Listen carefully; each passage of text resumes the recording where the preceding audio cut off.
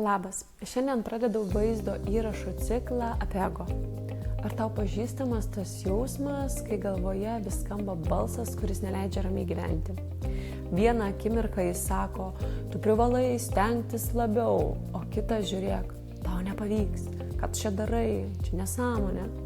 Kartais tas balsas priverčia lygintis ir su kitomis moterimis ar mamomis, kartais graužtis dėl menkiausios klaidos, o kartais jis paprasčiausiai įkalina tave vietoje, neleisdama žengti nė žingsnio pirmyn.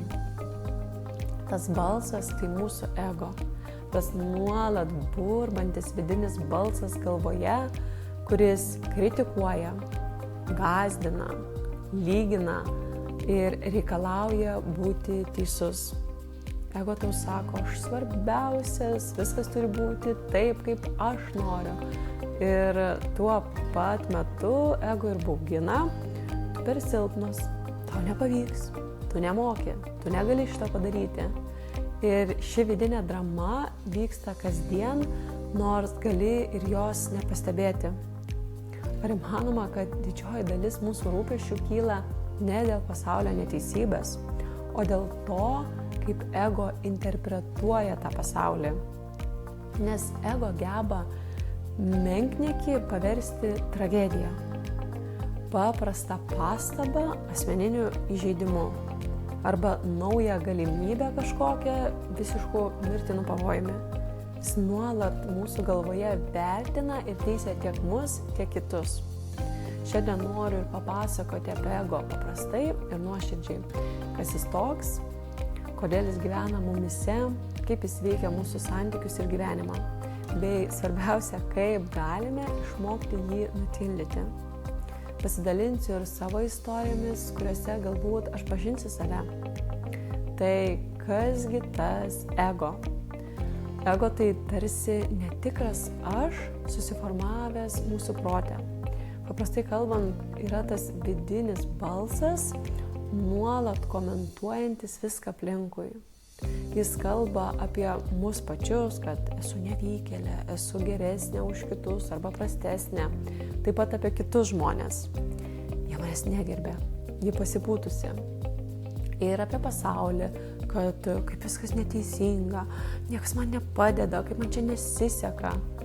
Ir šis balsas mums toks įprastas, kad net nesusimastom, jog galime nuo jo atsitraukti arba jį nutildyti.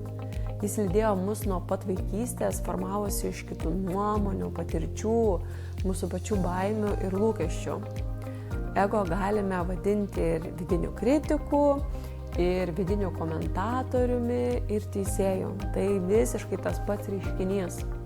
Svarbu suprasti, kad ego nėra mūsų tikroji esmė, tai ne mes. Tai labiau minčių ir įsitikinimų rinkinys, su kuriuo tiesiog susitapatiname ir susigyvenimą. Ego nuolat reikalauja dėmesio, jis nori būti labai ypatingas, išskirtinis, arba priešingai mėgaujasi būti auka ir gailėti savęs. Tai tas aš, kuris įsižeidžia, kai kas nors mums nepritaria, ir tas pats aš, kuris slapčia džiaugiasi pranašumu, jeigu kam nors nepasiseka. Nors kai kurie psichologai ego apibūdina kaip mūsų asmenybės dalį, kuri padeda susiorientuoti pasaulyje. Sako, kad ego lyg tarpininkas tarp mūsų vidinių troškimų ir išorinio pasaulio, kad jis padeda prisitaikyti, laikytis taisyklių, kurti socialinius vaidmenis.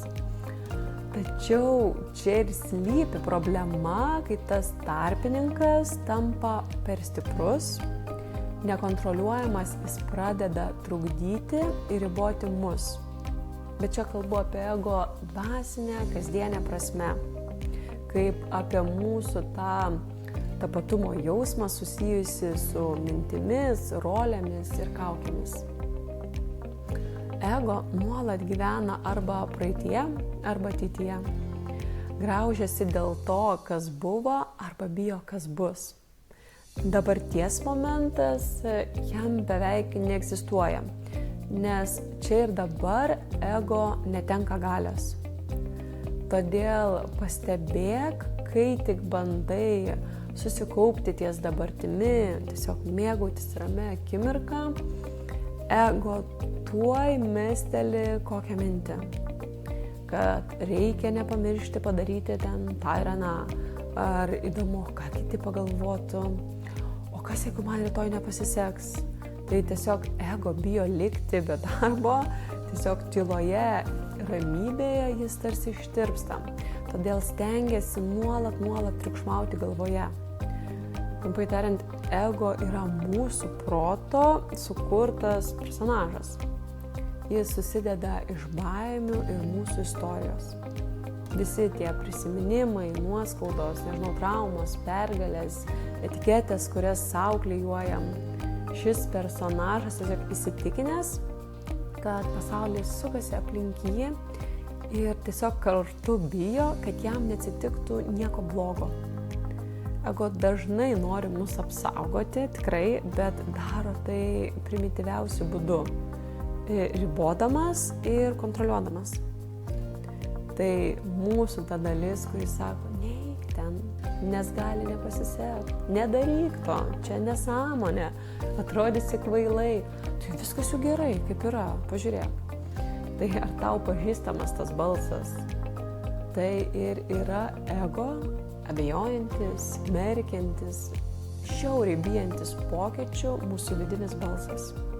Kitame vaizdo įraše papasakosiu, kaip atrodė tavo kasdienybė be ego, be to nuolat triukšmaujančio balso tavo galvoje.